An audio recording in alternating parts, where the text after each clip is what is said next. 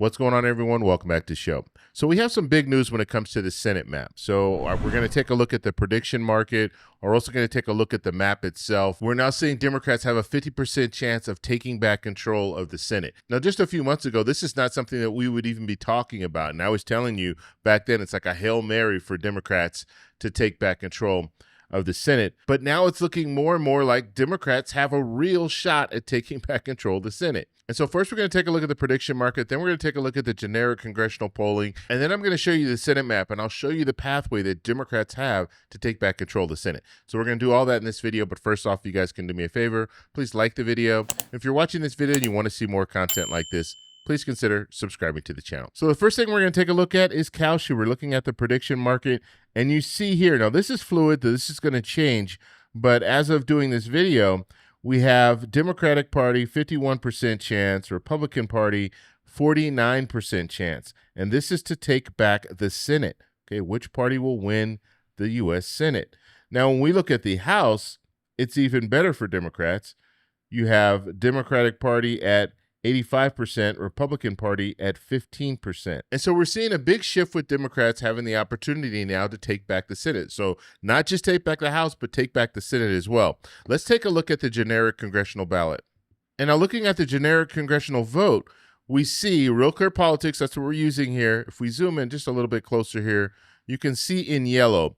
This yellow signifies the average. Okay, so this is the Real Clear Politics average, and it's showing a plus 4.7. Now, it's been around, it's staying around 4%. Okay, we're seeing it 4.3%. It'll jump up to 4.7%. We haven't really seen it hit 5% and go higher than that, but right now it's pretty much hovering around this 4%. And that's the average. Now, when you start looking at some of the individual pollsters, you see here this YouGov poll conducted between 3.6 and 3.9, showing Democrats at 45, Republicans at 42. The spread there is a +3. Morning Consult, this was conducted between 3.6 and 3.8. It's showing Democrats at 47, Republicans at 43. The spread there is 4. And then Signal, this was conducted between 3.3 and 3.4. You have Democrats at 49, Republicans at 45, and the spread there is +4. And we'll do two more here. PBS conducted between 3.2 and 3.4, showing Democrats at 53, Republicans at 44. The spread there is +9. And then NBC News conducted between 2.27 and 3.3, showing Democrats at 50, Republicans at 44. The spread there is +6. And then the next one here, RMP Research, is showing a tie.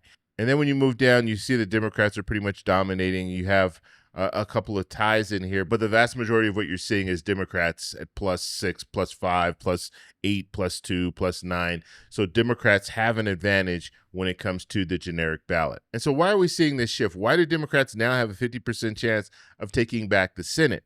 Well, the reason for that is if we look at the map, it shows us a clear pathway that Democrats have to take back control of the Senate. So right now, the numbers, Democrats and independents are at 47, Republicans are at 53. Now, right now, looking at the map, Republicans have an advantage because they have less states that are really at risk. But if Democrats are able to win in some of these states, which that's why we're seeing the shift, because now we're looking at some of these states and saying, you know what?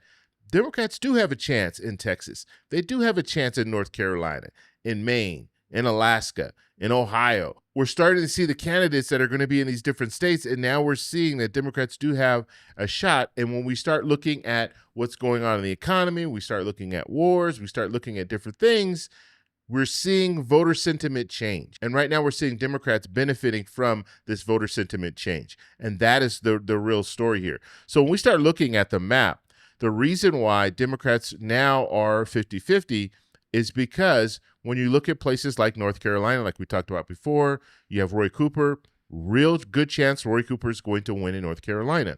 You start looking at Maine, you have Plattner, you have Mills. It's a good possibility that one of them will win over Collins in Maine. And then you start looking at Alaska, you have Peltola. It's a good chance. Peltola has a really good chance, a 50-50 chance of winning in Alaska. And now when you look at the Senate map, you have Democrats and independents at 50. You have Republicans at 50. Of course, Republicans would still maintain control because the vice president's a Republican and the vice president would come in and break the tie. But we still have two states where I think Democrats have a possibility of winning it, Texas and Ohio.